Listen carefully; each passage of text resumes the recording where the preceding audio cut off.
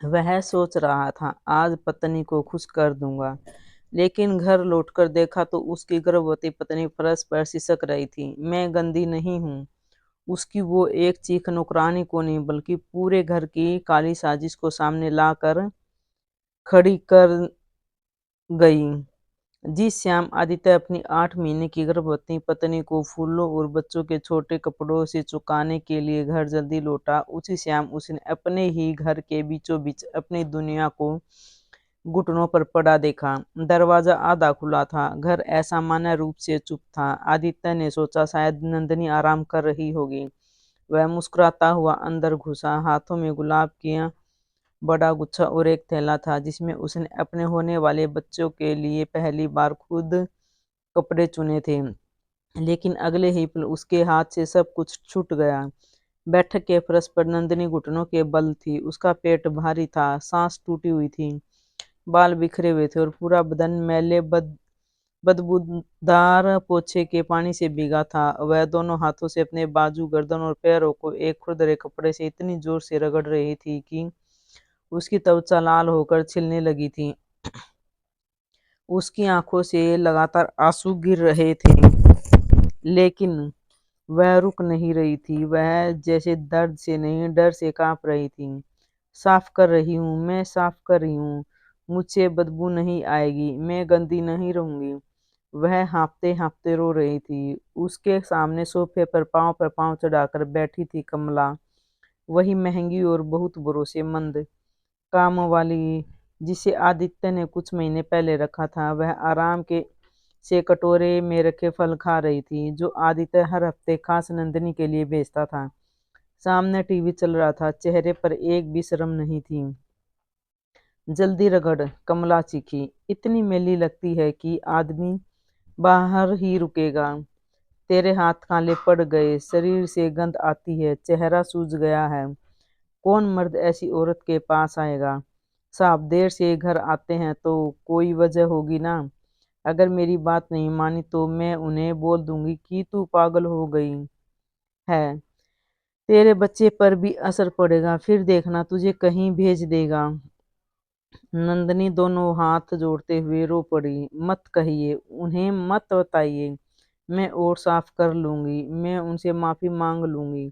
बस उन्होंने मुझसे घिन ना हो। आदित्य की छाती के भीतर कुछ टूट गया। नंदनी अनाथ थी। इस दुनिया में उसका अपना कोई नहीं था सिवाय आदित्य के। शादी के बाद भी उसने कभी कुछ नहीं मांगा था, सिर्फ समय। लेकिन आदित्य ने हमेशा अपने अपराध बोध को सुविधाओं से ढक दिया था। बड़े बैंक में ऊंचे पद, लंबी बैठकों का सिलसिला, लगातार यात्राएं, और फिर यह संतोष की घर पर एक महंगी कामवाली है तो पत्नी की देखभाल हो रही होगी।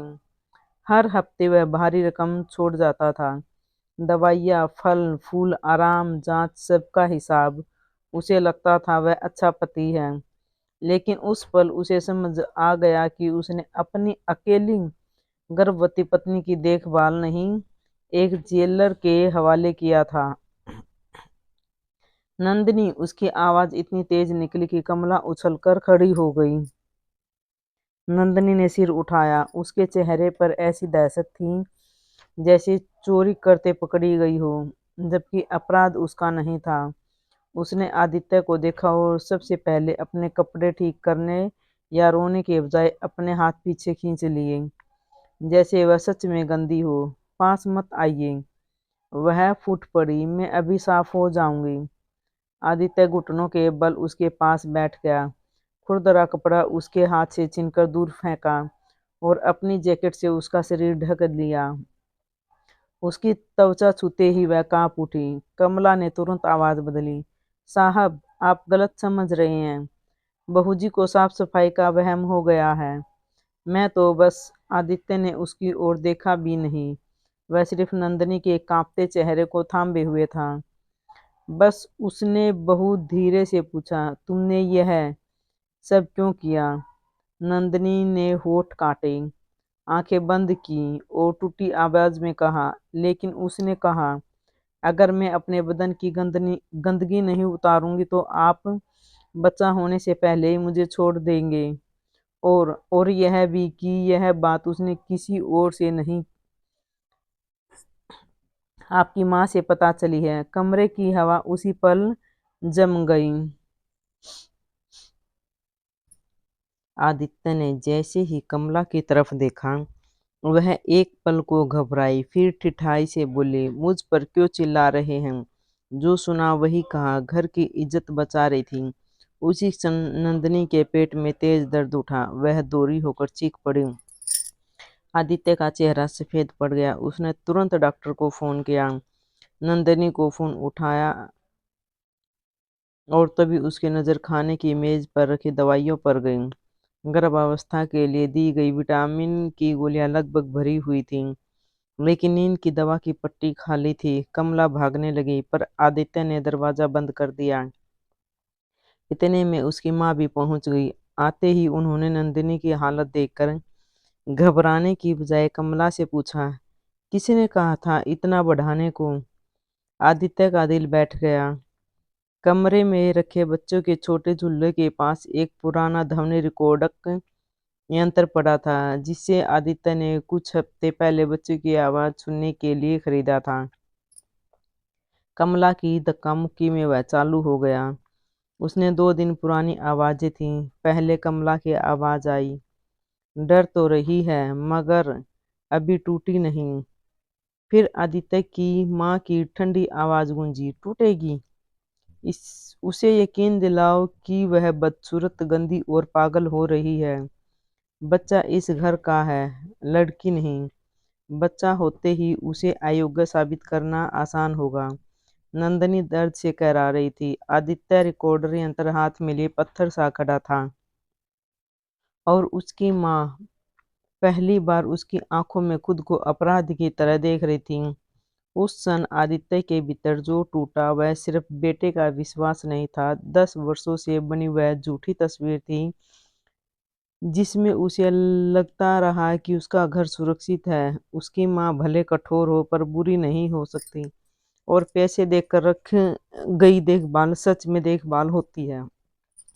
उसके सामने उसकी पत्नी दर्द से तड़प रही थी, त्वचा छिली हुई थी, आंखों में भय जम चुका था, और रिकॉर्डर यंत्र में उसकी माँ की आवाज बार बार वही वाक्य दोहरा रही थी, बच्चा इस घर का है, लड़की नहीं। नंदनी का दर्द बढ़ रहा था। डॉक्टर ने फोन पर साफ कहा कि तनाव के कारण गर्भ में बच्चा खतरे में पड़ सकता है। आदित्य ने देर नहीं की। उसने पड़ोस से मदद बुलाई, नंदनी को कार तक पहुंचाया और अस्पताल की ओर दौड़ा। जाते जाते उसने मुख्य दरवाजा बाहर से बंद कर दिया और सुरक्षा प्रहरी को फोन करके पुलिस बुलाने को कहा। कमला अंदर चीखती रही। उसकी माँ लगातार आदित्य को फोन करती रही, लेकिन उसने एक बार भी नहीं उठाया। अस्पताल पहुंचते पहुंचते नंदिनी की हालत बिगड़ चुकी थी। रक्तचाप बढ़ा हुआ था, शरीर कांप रहा था, और वह बार बार एक ही बात दोहरा रही थी, मुझे मत छोड़ना, मैं गंदी नहीं हूँ ना, बच्चा ठीक है ना। डॉक्टरों ने उसे शांत करने की कोशिश की, पर असली बीमारी दवा से बड़ी थी। वह शरीर की नहीं, अपमान की थी। वह कई हफ्तों, शायद महीनों से धीरे धीरे बोई गई थी। आदित्य पहली बार उसके बिस्तर के पास बैठा और बिना किसी सफाई के रो पड़ा। उसने उसका हाथ पकड़कर कहा, तुम्हारे साथ जो हुआ उसमें सबसे बड़ा दोषी मैं हूँ। मैंने तुम्हें अकेला छोड़ा, मैंने यकीन गलत जगह किया। तुम में कुछ भी गलत नहीं है, गंदगी तुम में नहीं, मेरे घर में थी। नंदनी ने उसकी ओर देखा, मगर भरोसा एक ही वाक्य से लौटने वाला नहीं था। उसका चेहरा बता रहा था कि कमला ने सिर्फ गालियां नहीं दी थी, उसने उसके मन के भीतर जहर टपकाया था। अगले 2 दिन तक अस्पताल में निगरानी रही। बच्चा सुरक्षित था, पर डॉक्टरों ने सख्त आराम और मनोवैज्ञानिक देखभाल की सलाह दी। उधर पुलिस घर पहुंची तो मामला साधारण घरेलू झगड़े से कहीं बड़ा निकला। रसोई की अलमारी से महंगी दवाइयां और फल गायब थे। नकदी का हिसाब मेल नहीं खा रहा था। नंदिनी के फोन से आदित्य के कई संदेश मिटाए गए थे और कुछ नए संदेश भेजे गए थे जो नंदिनी ने कभी पढ़े ही नहीं। एक पुराने फोन में कमला की गई रिकॉर्डिंग मिली जिसमें वह आदित्य की माँ को हर रोज रिपोर्ट देती थी। आज कितनी रुलाई, आज कितना खाना कम दिया, आज उसे कितना देर फर्श पर बैठाया, आज उसने कितनी बार खुद को बदसूरत कहा। एक रिकॉर्डिंग सबसे ज्यादा क्रूर थी। कमला हंस रही थी। मैंने आज उससे कहलवा दिया कि साहब उसके काले पड़े हाथ देखकर घिन खाते हैं। और आदित्य की माँ ने जवाब दिया था, अच्छा किया। औरत का आत्मसम्मान टूट जाए तो वह खुद अपनी कोख से भी डरने लगती है। जब पुलिस ने यह सब आदित्य को सुनाया वह कुर्सी पर बैठा रह गया। उसे बचपन की अपनी माँ याद आई जो हमेशा इज्जत, खून, खानदान और सतर की बातें करती थी। शादी के समय भी उन्होंने नंदिनी को कभी दिल से स्वीकार नहीं किया था। वजह सिर्फ यह नहीं थी कि वह अनाथ थी, वजह यह भी थी कि उसका कोई बड़ा परिवार नहीं था, कोई दहेज नहीं था, कोई सामाजिक ताकत नहीं थी। आदित्य ने उस वक्त इन तानों को पुराने जमाने की कड़वाहट समझकर नजरअंदाज किया था। अब वही कड़वाहट नंदिनी के शरीर और मन पर घाव बनकर दिख रही थी। 3 दिन बाद अस्पताल में उसकी माँ मिलने आई। महंगी साड़ी, आंखों में कृत्रिम आंसू और चेहरे पर वही आदत वाला अधिकार। जो हुआ गलत हुआ, उन्होंने धीरे से कहा, लेकिन बात को इतना बढ़ाने की क्या जरूरत थी। कमला ने हद पार कर दी, मान लिया, पर पुलिस मामला, घर की बदनामी। आदित्य ने पहली बार उन्हें बीच में ही रोक दिया। बदनामी? उसकी आवाज धीमी थी लेकिन ठंडी। जिस औरत को आपने इस घर में इसलिए चुना कि वह मेरी गर्भवती पत्नी को पागल साबित करे, उसकी बदनामी की चिंता आपको नहीं हुई? आज आपको खानदान याद आ रहा है? उसकी आंखों में झुंझलाहट चमकी।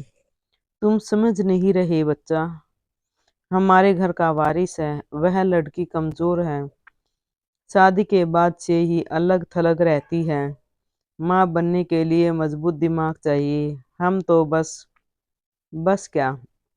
आदित्य आगे झुका। बस उसे इतना तोड़ देना चाहती थी कि बच्चा पैदा होते ही आप कह सके, देखो यह माँ बनने के लायक नहीं है।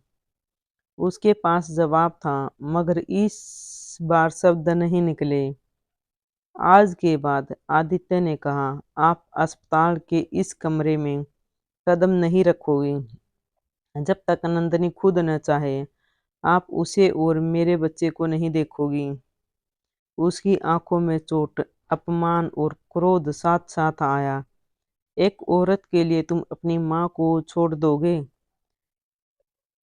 आदित्य ने बिना पलक झपकाए जवाब दिया, नहीं। मैं उस आदमी को छोड़ रहा हूँ जो इतने साल अपनी गलतियों को माँ का प्यार समझता रहा। उस बातचीत के बाद घर सचमुच दो हिस्सों में बंट गया। रिश्तेदारों के फोन आने लगे। कुछ ने कहा गर्भवती औरतें भावुक होती हैं। कुछ ने कहा बड़ी उम्र की औरतें कठोर भाषा बोलती हैं। इसका मतलब यह नहीं कि वो दुश्मन है। कुछ ने फुसफुसा कर यह भी कहा कि नंदिनी ने शायद घर पर अधिकार जमाने के लिए बात बढ़ाई हो। यह सब सुनकर आदित्य को पहली बार समझ आया कि औरतें अक्सर सिर्फ अत्याचार से नहीं, पूरे माहौल से हारती हैं और उसके दर्द को अति प्रतिक्रिया कहकर छोटा कर देता है। लेकिन इस बार नंदिनी अकेली नहीं छोड़ी गई। आदित्य ने घर बदल दिया। उसी हफ्ते वह नंदिनी को अस्पताल से एक किराए के शांत फ्लैट में ले गया, जहां सिर्फ एक प्रशिक्षित परिचारिका और डॉक्टर की सलाह पर चुनी गई महिला सहयोगी आती थी। उसने बैंक से लंबी छुट्टी ली, पहली बार अपने काम से ज्यादा अपने घर को प्राथमिकता दी। और नंदिनी के साथ हर जांच, हर दवा, हर रात में बैठा रहा। शुरुआत में नंदिनी उसे देखकर भी सिमट जाती थी। जब भी वह पानी लाता, वह खुद को संभालते हुए पूछती, इसमें कुछ गंदा तो नहीं? जब वह शीशे में खुद को देखती तो अनायास बाजू ढक लेती। कमला की बातें उसके भीतर ऐसे धंस गई थी जैसे किसी ने उसकी आत्मा पर कील ठोक दी हो। मनोचिकित्सक ने आदित्य से कहा, इसे सिर्फ आश्वासन नहीं, समय और निरंतरता चाहिए। इसे रोज देखना होगा कि जो शब्द इसे सुनाए गए वो झूठे थे। तब आदित्य ने एक छोटा नियम बनाया। हर रात सोने से पहले वह नंदिनी को 3 बातें कहता। तुम सुरक्षित हो, तुम सुंदर हो, तुम अच्छी माँ हो। पहले पहल वह कुछ नहीं बोलती, फिर एक रात उसकी आंखें भर आई। फिर कुछ दिन बाद उसने बहुत धीरे से पूछा, अगर मैं इतनी ही अच्छी थी तो?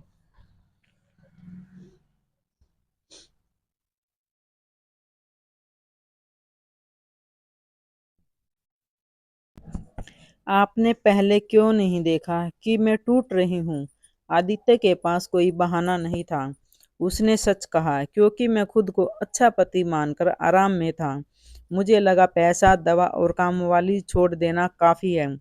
मैंने तुम्हारी खामोशी को ताकत समझ लिया, जबकि वह अकेलापन था। यह पहली ईमानदारी दरार थी, जहां से उसके रिश्ते में फिर से रोशनी घुसना शुरू हुई। उधर कमला पर शारीरिक और मानसिक उत्पीड़न, धमकी, दवा में छेड़खान, चोरी और साक्ष्य मिटाने के आरोप लगे। पहले उसने सब आदित्य की मां पर डाल दिया। फिर जब उसे लगा मामला गंभीर है, उसने रोना शुरू कर दिया कि उसे पैसे का लालच दिया गया था। पुलिस के सामने उसने स्वीकार किया कि आदित्य की मां महीनों से उसे यही समझा रही थी कि अगर नंदिनी को धीरे धीरे आत्मविश्वास से खाली कर दिया जाए तो बच्चे के जन्म के बाद उसे मानसिक रूप से अस्थिर घोषित कराना आसान होगा। उसका डर यह था कि आदित्य अपनी पत्नी में इतना डूबा है कि शादी के बाद धीरे धीरे परिवार से दूर हो गया है और आने वाले बच्चे के साथ संपत्ति और भावनात्मक नियंत्रण पूरी तरह उसी बाहरी लड़की के पास चला जाएगा। जब आदित्य ने यह बयान पढ़ा, उसे नफरत से ज्यादा शर्म आई।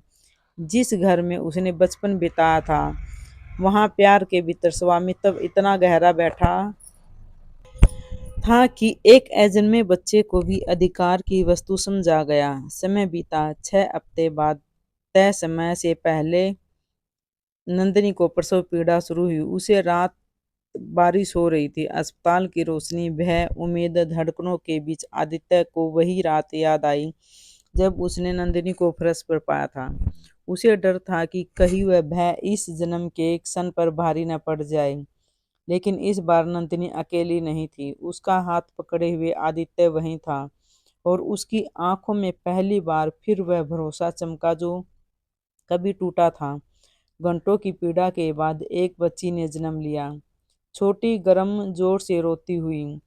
जैसे ही नर्स ने बच्ची को नंदिनी की छाती पर रखा, नंदिनी फूट कर रो पड़ी।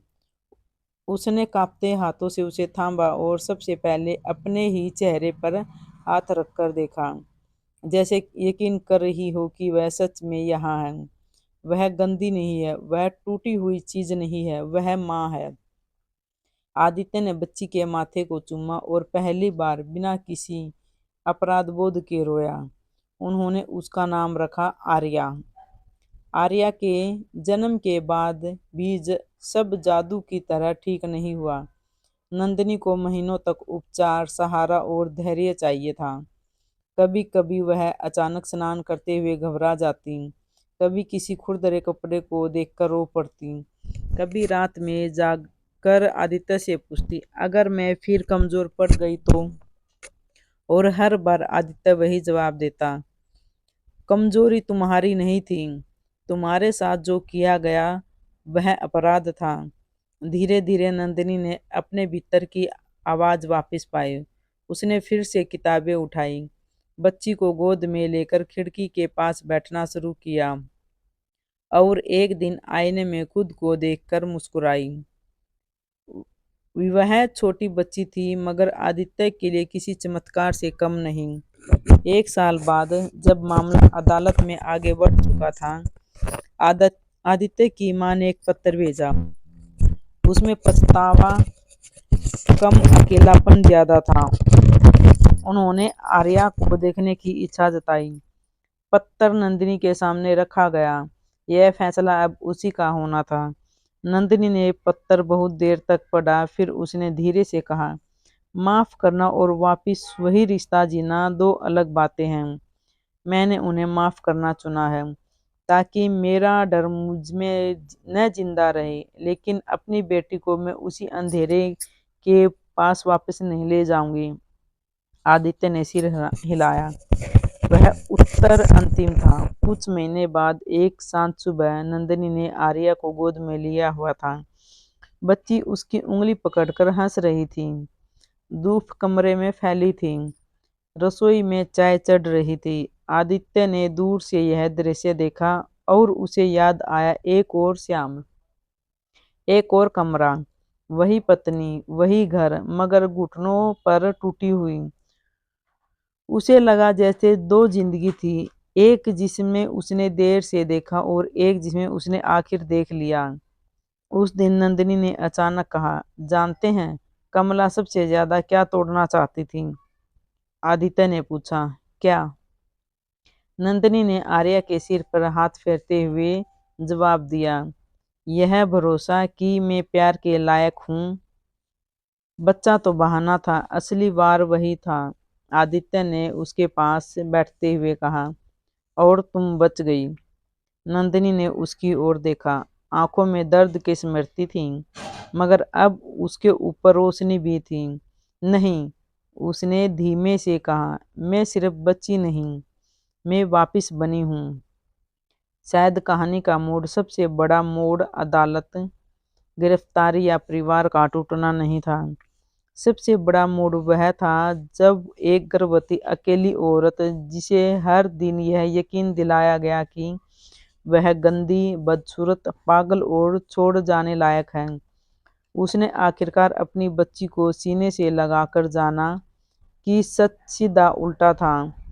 और आदित्य जब भी वह उस श्याम को याद करता, उसे अब भी फूलों का गिरना और गंदे पत्तों की गंध और कमला की चीख सुनाई देती है। लेकिन उससे भी ज्यादा उसे यह टूटी हुई आवाज याद आती है, मैं गंदी नहीं हूं ना? वह जानता था उस एक सवाल ने उसकी पूरी जिंदगी की परतें उधेड़ दी थीं, क्योंकि उस दिन उसके घर में सिर्फ उसकी पत्नी को नहीं रगड़ा जा रहा था, उस दिन किसी ने उसकी पत्नी की त्वचा के साथ साथ उसके आत्मसम्मान, उसके भरोसे और उसके होने वाले मातृत्व को भी मिटाने की कोशिश की थी।